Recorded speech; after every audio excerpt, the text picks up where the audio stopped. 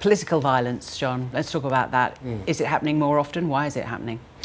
It certainly seems to be happening more often in the United States. This is at least the third occasion where Donald Trump has been the alleged target of an assassination attempt, most seriously 2 years ago in Butler, Pennsylvania, when that bullet came within millimetres of killing him when he was a candidate. But we also know that over the last decade and a half, we have had members of Congress targeted. Steve Scalise, the Republican House Whip, was shot playing a social game of baseball in Washington, D.C. We, of course, have had other members of Congress, Gabby Giffords, a Democrat, who was shot in the head, seriously wounded but survived in her home state of Colorado. Other instances where state politicians have been shot at their own front doors along with their spouses. It's happening on both sides of politics.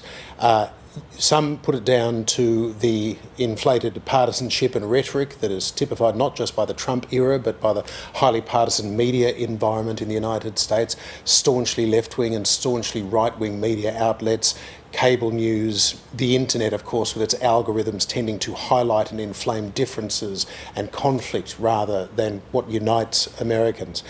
A lot is going into this. Then, of course, there is just the fact that America is a nation awash with guns.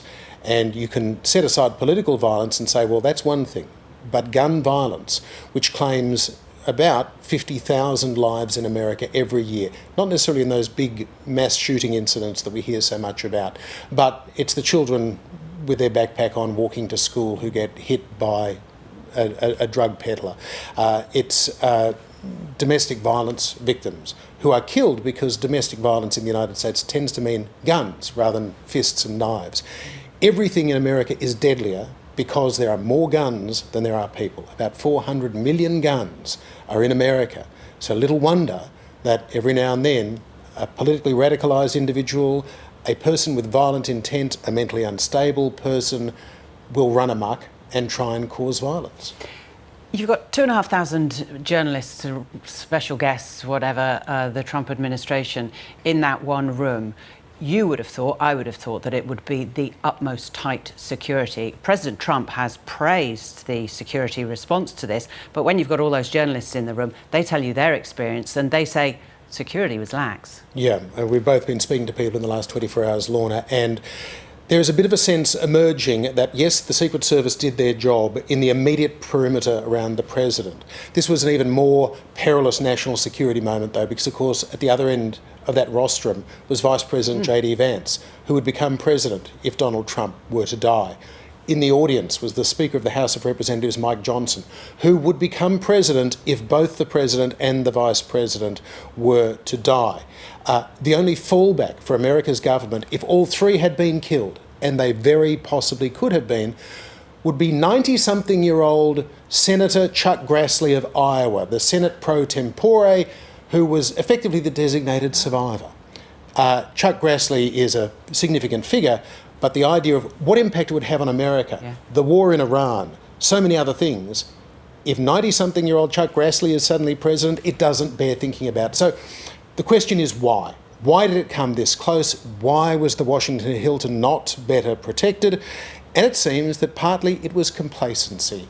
We've held this event, this light-hearted event where presidents roast each other and members of the press roast each other.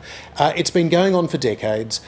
Nobody really thought something like this would happen. And remembering, of course, this is an operating hotel where literally thousands of people are going through the front door, not because they're going to the correspondence dinner, but because they've booked a room like the gunman had, or they're just catching up with somebody for a cocktail in one of the many bars and lounges, or going to one of the restaurants. They were all allowed to go through by just showing their invitation or their room key. Yeah, I'm sure we'll have lots more of it. These are the pictures just shortly before when they arrived, and it was all ceremony. And of course, President Trump was due to give a speech as president, which he hasn't done. He's boycotted it in the past after he got a roasting off Barack Obama. He had promised it to be, I don't know, scathing, shall we say, of the media. He is known to take particular interest in some of them. Do you think now, after this, and the words that he's given since the incident there at the Hilton, that it will be a pared-back speech that he'll give in 30 days' time when it next happens? We await to see with interest, Lorna. I suspect not. even though in the hour after the cancellation of the speech and the entire dinner on Saturday night in DC, the President then appeared, of course, still wearing black tie, evening attire, as did the reporters who'd rushed over themselves. Many of them possibly had had a few too many glasses of wine to be completely comfortable with suddenly being back at work late on a Saturday night. President Trump said, actually, I was going to rip into you in this speech tonight, but you've all been so nice, I guess I'm going to have to give a really boring speech. Less than 24 hours later, he is railing against journalists who are daring to ask him awkward questions, including about what the alleged gunman was writing in what's being described as his manifesto, why he didn't like Donald Trump. Now, you could argue, journalistically, is it appropriate to be mouthing the words of a violent individual? There are those who believe that the last thing that we should be doing is, whether it's a mass shooting or a targeted political assassination, you don't give voice and amplify the cause which they have justified their violent act with. Somebody was shot. They survived on Saturday night, but somebody was shot, and it could have been so much worse. But Donald Trump has taken exception to that, and he's railing against the media once again. So back to sort of usual programming, I suppose. We'll have to wait and see, won't we, when they reschedule. They haven't got a date yet, have they? No, it's due to be in the next month. That's what they're saying.